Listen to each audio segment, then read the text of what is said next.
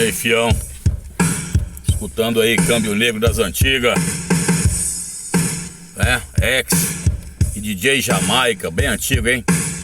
Nossa, por Deus, e peça perdão.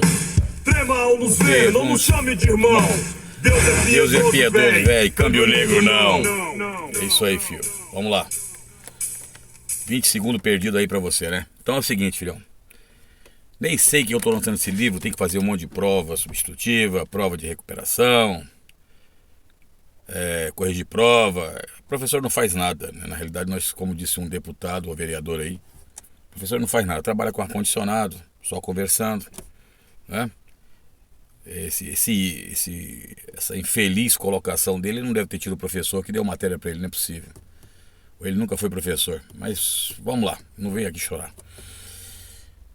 Nós temos aí uma preocupação muito grande, principalmente com os meus alunos reais, do que eu chamo de drama e o excesso de drama, de colocações que deveriam ser feitas de uma forma mais tranquila, mais racional, mais cartesiana, mais científica.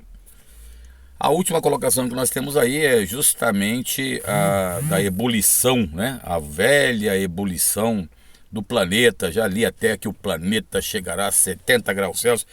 E o pessoal coloca tudo isso e aí o indivíduo começa a se desesperar quando não lê, né? Muitas vezes não lê as situações que acontecem, se desespera. E a imprensa tem uma responsabilidade muito grande sobre isso. Principalmente jornalistas, quando malemar conhecem sobre conhecimentos e vão opinar sobre conhecimentos sem ler as obras realmente que são básicas, obras que dão um arcabouço para o que o indivíduo possa falar com certa propriedade. Aliás, quando você pega os indivíduos que falam sobre meteorologia, lógico que eles decoram alguns clichês, colocam ali, e de tanto você ouvir, você vai repetindo as mesmas coisas, mas sem ler realmente as fontes básicas. Onde eu vou chegar? Então aí o Super El Ninho, todo mundo dizendo, o mundo vai acabar, isso é o Armagedon chegando. Não, filho, isso, infelizmente, são ciclos que se passam. Aí você poderia já dizer, porque aqui existe essa cultura de lacração, porque virou moda isso.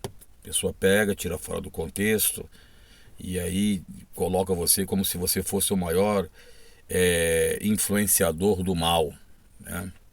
Realmente a ignorância traz muito isso.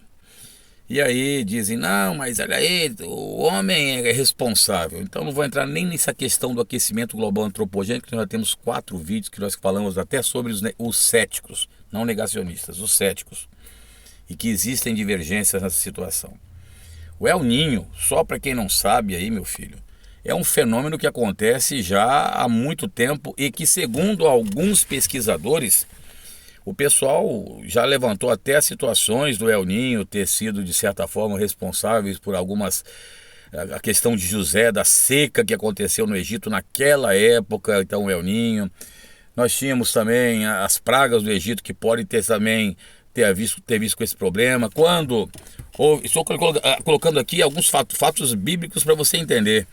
Quando houve provavelmente o dilúvio ali em alguma região antiga do antigo povo, dos povos antigos, pode influenciar, porque o El Ninho influencia, que é o aquecimento anormal das águas do Pacífico, influencia em toda a situação da dinâmica atmosférica do mundo. Quando Jesus foi crucificado, pelo menos é o que consta nos evangelhos, acho que nos sinóticos, que você tem ali a colocação que houve uma grande chuva, e isso aí poderia ter sido, tanto é que há alguns anos aconteceu uma chuva gigantesca que deixou Tel Aviv, capital de Jerusalém, debaixo de água, coisa difícil, porque no deserto às vezes a chuva de vários anos condensa-se em poucos meses, por isso que se formam os uedes, que são os rios intermitentes do deserto, que rapidamente somem pela evaporação e infiltração de água no lençol freático. Eu me lembro que existe na Revista Espírita, para quem gosta de ler, um indivíduo que perguntou na época a Allan Kardec, codificador, se era castigo, que estava acontecendo uma seca muito grande na Bolívia, e aí Allan Kardec responde, não é nenhum castigo, nem manipulação espiritual, deve ser algum fenômeno que aconteça por aí, nessa situação aí, que ainda não é conhecido pelo homem, e não era. Então nós vamos vendo que aí agora há aquela forçação de barra, porque é uma forçação de barra que o El Niño é produzido pelo homem, pelo amor de Deus. A mesma coisa acontece com qualquer coisa. Estava há pouco tempo atrás o pessoal aí da televisão dizendo que seria uma terceira guerra mundial e ainda batem na tecla que a Rússia jogará uma bomba atômica na Ucrânia. Isso em geopolítica que está acontecendo entre Rússia e Ucrânia chama-se guerra de desgaste. Aliás, a Ucrânia vem perdendo cada vez mais apoio de países aí. E a imprensa tá, porque a Rússia, porque o Putin é mau, como se o Joe Biden fosse algum referencial de bondade dentro do contexto. Aí nós tivemos, inclusive, a Covid-19, que quase eu morri. Todo mundo aí que acompanha o canal sabe, quem foi meu aluno sabe.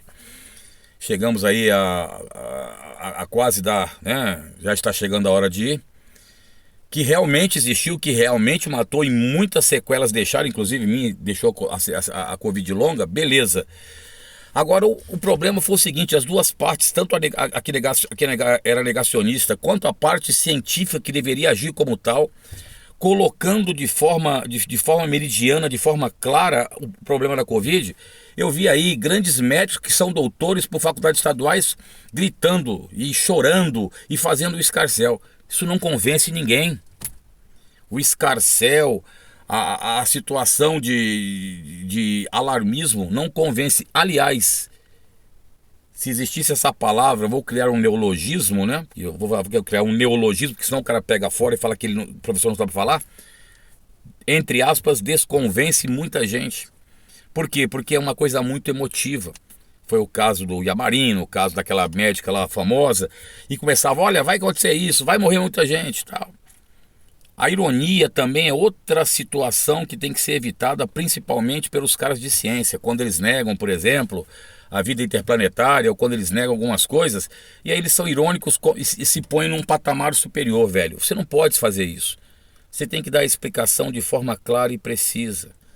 Quando você vai conversar com terraplanista, quando você vai conversar com pessoas que negam vacina, você tem que fazer a colocação de forma clara e precisa. E não achando que você, ironizando e diminuindo aquela pessoa que está ao seu lado, você vai convencê-la. Muito pelo contrário, você vai dissuadi-la cada vez mais do que você pretende convencer.